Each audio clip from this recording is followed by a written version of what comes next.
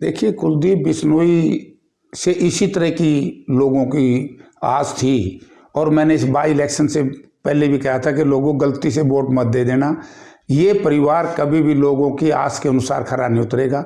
इनको व्यवहारिक ज्ञान है नहीं। मैं सुन के हैरान रह गया कि इसको ज्ञान ही नहीं है कुलदीप बिश्नोई को।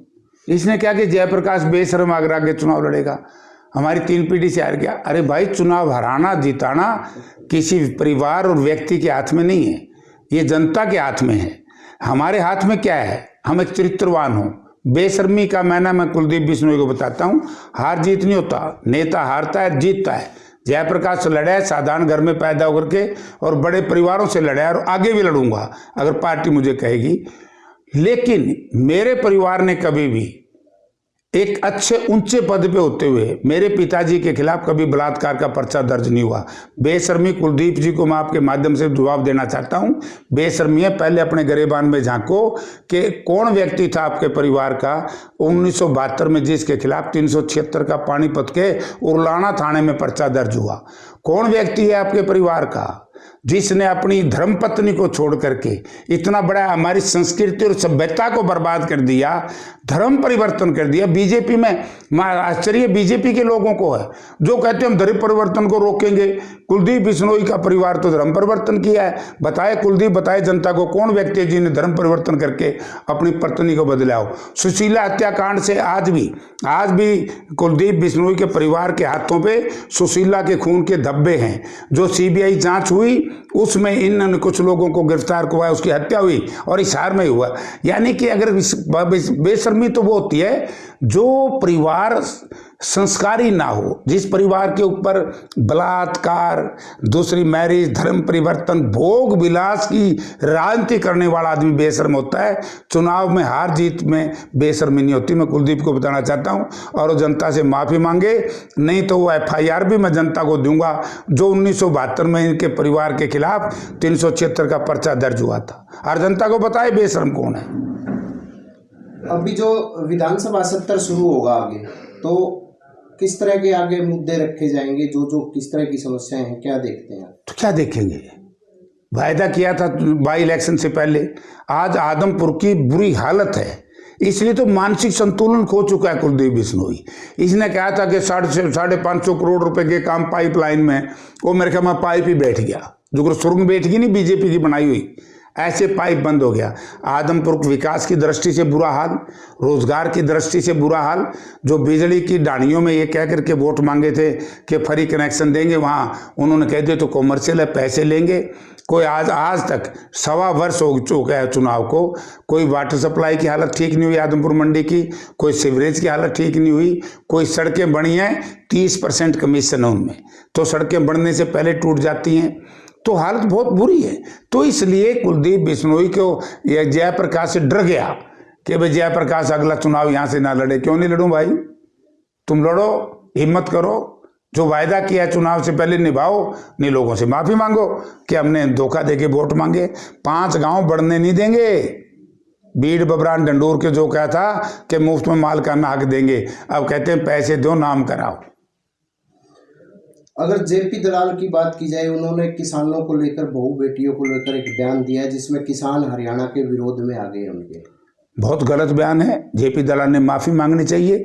और मैं कहता हूं कि शर्म की बात तो ये है बीजेपी के लोगों में, अगर कुलदीप बिश्नोई में थोड़ी सी नैतिकता है, चरित्रहीनता की बात उस परिवार में है, और थोड़ी सी नैतिकता की बात अगर इसमें JP दलाल में, कृषि मंत्री है। लोग जो धरने पर किसान नेता बैठते हैं वो किसानों की लड़ाई लड़ रहे हैं, तो JP दलाल कृषि मंत्री है। 2019 के अब तक भी लोगों के मुआवजे क्यों नहीं दिए आदमपुर में? खेड़ी चौपटा पे कितने दिन तक किसान बैठे रहे? अगर वो धरने पर नहीं बैठेंगे, बोले 5-6 लोग हैं, 5-6 लोग नहीं है JP दलाल जी। देश के प्रधानमंत्री ने भी 3 काले कानून इसलिए लागू किए थे कि किसान बोलेगा नहीं। 70% जनता किसान है और अब की बार आने वाले समय में बीजेपी को किसान ही लोकसभा में सबक सिखाएंगे। बीजेपी अभी एक यात्रा चला रही है, तो उस यात्रा को लेकर क्या कहेंगे? वो जन जागरूकता यात्रा चला रही है, जन संकल्प, वो तो विनाश की यात्रा चला रही है कि हमने थारा नाश कर दिया लोगों, और जे दोबारा गलती से वोट दे दिए, इससे सवा सत्यानाश करेंगे।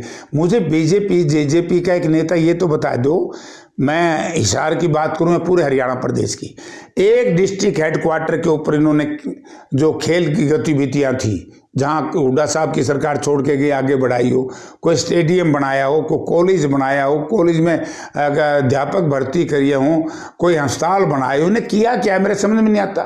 अस्पताल है डॉक्टर नहीं, दफ्तर है मास्टर, स्कूल है मास्टर नहीं, दफ्तर है कर्मचारी नहीं, सड़कें टूटी हुई हैं, बिजली की तारें हैं, बिजली नहीं, हालत बहुत बुरी है प्रदेश की, नहरों में पानी नहीं।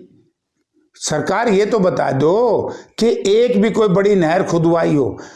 और आदमपुर के अंदर तो बड़ा धोखा हुआ, आदमपुर के लाखपुर से एक नहर जानी थी बांडाईडी को, तो आज तक उस नहर का काम शुरू नहीं हुआ।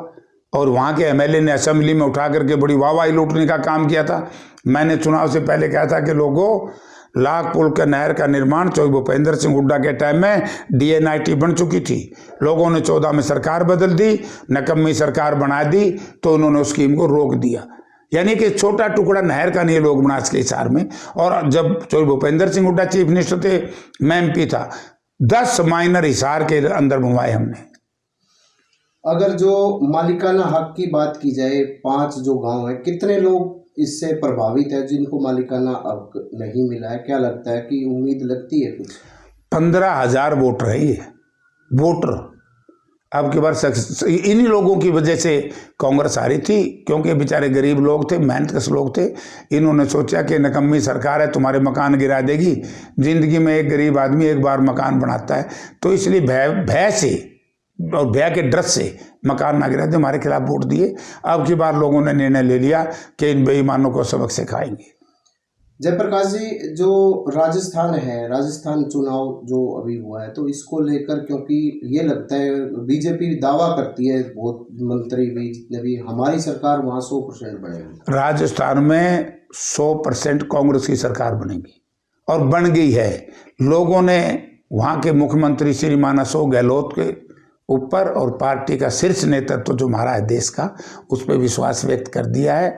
और आपने देखा ना कि राहुल जी की, प्रियंका जी की, खड़गे साहब की, मुख्यमंत्री मनोहर लाल जी की, सचिन पायलट की, दूसरे नेताओं, कितनी बड़ी बड़ी, दीपेंद्र सिंह हुड्डा की सभाएं देखी, तो लोगों का प्यार है और इनके प्रति आकर्षण है, जनता को अपनी तरफ खींच रहे हैं। डॉक्टर कमल गुप्ता दावा करते हैं कि हमने काफ़ी विकास करा दिए, अब कोई गड्ढे नहीं बचे, अब विकास हो रहा है पूरा, हिसार में सड़कें बन गई है पूरी। वैसे तो कमल गुप्ता पेशे से तो बहुत विद्वान है, क्योंकि सर्जन थे, अच्छे बड़े सर्जन थे, लेकिन राजनीति में फेल है। इनके ऑपरेशन फेल हो गए। इन्होंने कहा था कि इंटरनेशनल हवाई अड्डा बनाएंगे, डिप्टी चीफ मिनिस्टर से लेके कमल गुप्ता तक, वो फेल हो गया। सवाल ही नहीं पैदा होता इंटरनेशनल हवाई अड्डा बने, वो फेल हो गया। दूसरा इन्होंने कहा था एलिवेटेड वे का, जिंदल चौक से लेकर के और बस स्टैंड से आगे तक, आज तक वो नहीं शुरू हुआ।